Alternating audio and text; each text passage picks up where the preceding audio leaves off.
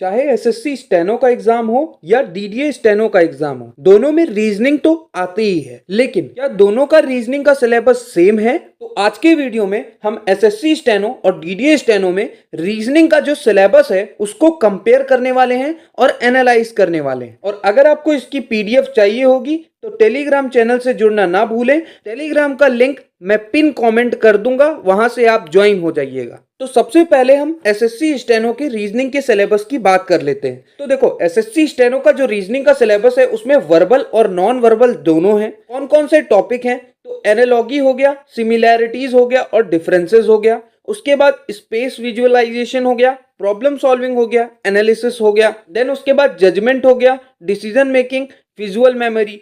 Then उसके बाद relationship concept, arithmetical reasoning and computation, verbal and figure classification, number series, इसमें verbal non verbal दोनों आ जाते हैं, और एब्स्ट्रैक्ट आइडिया एंड सिंबल।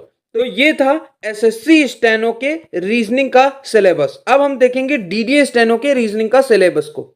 अब यहाँ पर हम डीडीए स्टेनो के रीजनिंग के सिलेबस की बात करने वाले हैं। तो इसमें भी वर्बल नॉन वर्बल दोनों हैं, analogy, differences, visualisation, classification, series. Then उसके बाद judgement, decision making topic, analytical function topic, abstract idea और सिंबल टॉपिक, अरिथमेटिकल कंप्यूटेशन। अब देखो, वहां एसएससी स्टेनो के रीजनिंग में क्या था, वहां पर आपको स्पीड प्लस एक्यूरेसी की जरूरत पड़ती है, लेकिन यहां पर क्या है, more focus on conceptual clarity, logical analysis. मतलब आपको यहां पर कॉन्सेप्ट अच्छे से करने होंगे ताकि आपको एग्जाम में प्रॉब्लम ना हो। अब बात करें मेन कंपैरिजन एसएससी स्टेनो के रीजनिंग और डीडीए स्टेनो के रीजनिंग में, जो मेन कंपैरिजन है वो क्या है?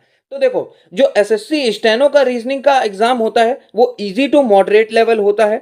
इसमें आपको स्पीड प्लस एक्यूरेसी पर फोकस करना होता है। दूसरी चीज, इसमें आपको डायरेक्ट पैटर्न बेस्ड क्वेश्चन देखने को मिल जाते हैं। कभी कभी कुछ चीजें चेंज होती हैं, लेकिन जनरली आपको इसी तरीके के डायरेक्ट पैटर्न बेस्ड क्वेश्चन मिल जाते हैं। बात करें डीडीए स्टेनो की कंपैरिजन, तो डीडीए स्टेनो का जो रीजनिंग का रहता है वो मॉडरेट टू टफ रहता है। इसमें आपकी conceptual clarity plus analytical focus होना चाहिए। मतलब अगर आपके इसके कॉन्सेप्ट वीक हैं, अगर आप कॉन्सेप्ट सही से नहीं पढ़े हैं, तो इसमें आपको प्रॉब्लम हो सकती है। तो कॉन्सेप्ट अपना अच्छे से क्लियर करें। उसके बाद बात करें तो इसमें आपको लॉजिकल ट्विस्ट और प्रैक्टिकल डिसीजन मेकिंग सॉल्व करना आना चाहिए। वो क्यों? क्योंकि जो है कभी कभी क्या होता है, जो डीडीए का एग्जाम है, डीडीए स्टेनो का, उसमें जो रीजनिंग के क्वेश्चन है वो कभी कभी काफी लेंदी पूछ लेता है। तो लेंदी के लिए आपको जो है उसको समझना आना चाहिए, उसको कॉम्प्रीहेंड करना आना चाहिए। अगर आप अच्छे से कॉम्प्रीहेंड नहीं कर पाओगे तो चीजें समझ में नहीं आएंगी। तो ये था की कंपैरिजन एसएससी स्टेनो और डीडीए स्टेनो में।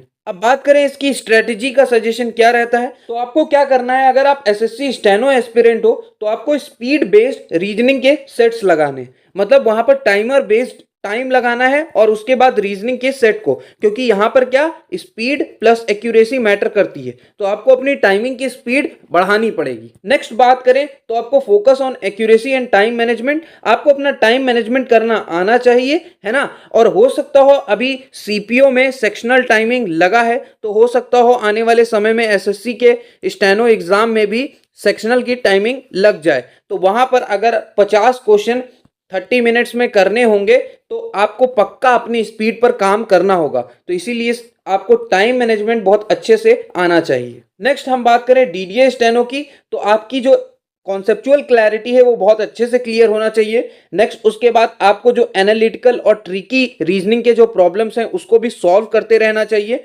और जो फोकस आपका रहना चाहिए वो decision making and logical depth. मतलब जो है कि जो डिसीजन मेकिंग वाले क्वेश्चंस हैं वो भी आप सॉल्व कर पा रहे हो कि नहीं, आप लॉजिक सही से लगा पा रहे हो कि नहीं, इस पे आपका फोकस होना चाहिए। हमने यहाँ पर एसएससी स्टेनो और डीडीए स्टेनो दोनों का रीजनिंग का सिलेबस कंपेयर कर लिया, तो हमने यही देखा मेनली सिलेबस जो है रीजनिंग का वो सेम ही है, लेकिन क्या है कि आपको एसएससी स्टेनो में स्पीड प्लस एक्यूरेसी पर काम करना होता है, और डीडीए स्टेनो की बात करें तो वहां पर आपको प्रॉब्लम सॉल्विंग एनालिटिकल चीजें आनी चाहिए। आई होप आपको ये रीजनिंग का सिलेबस समझ में आया होगा, ये कंपैरिजन समझ में आया होगा SSC steno versus DDA steno के बीच में।